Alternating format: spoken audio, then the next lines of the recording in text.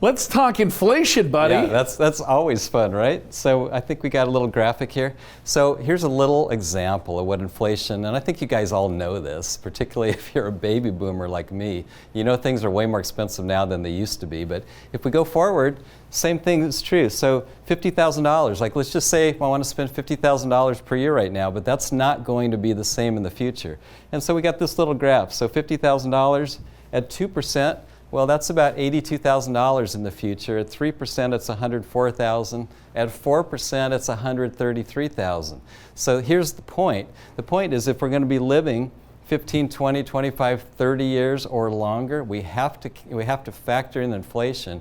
It's not just we can spend $50,000 the rest of our life, but Joe, people need to think about this when they think about their investment strategy.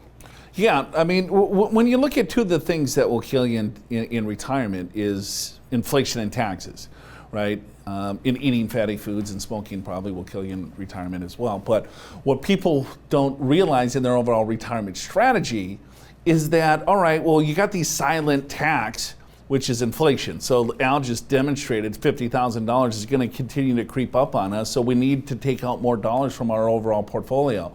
But the problem is that where's your money held? Is it all in a retirement account? So if it's in a tax-deferred account that's going to be taxed at ordinary income rates, each year you might have to pull a little bit more money out of that overall account. And Alan, as people pour more money out of those accounts, what also happens to them?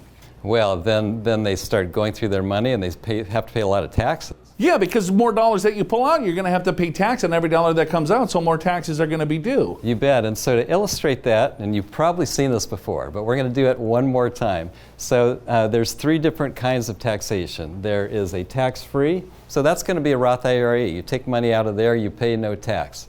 Taxable, well, that is money that you've already paid tax on, your savings outside of retirement. You can get a special long-term capital gain rate, which is cheaper than ordinary income rates. And finally, tax deferred. That's where your IRA is. That's where your 401k is. Your 403b, that's where most of your savings probably is. And so you have to consider that in retirement because the money in your IRA 401k is not all yours. You've got to share it with the government.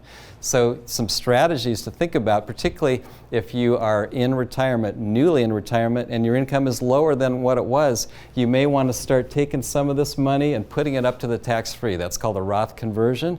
In doing so, you do pay the tax on the conversion, a one-time tax, but then all future growth in income and principal is 100% tax-free, which could be pretty valuable later on if you have certain years where you need to spend more money. And Joe, I think that's something that people miss. They see their investment statements, they think it's all theirs, and it's not really the case. Yeah, I mean, you just want to make sure that you understand what tax bracket you're going to be in and where your money's held to reduce the taxes as much as possible.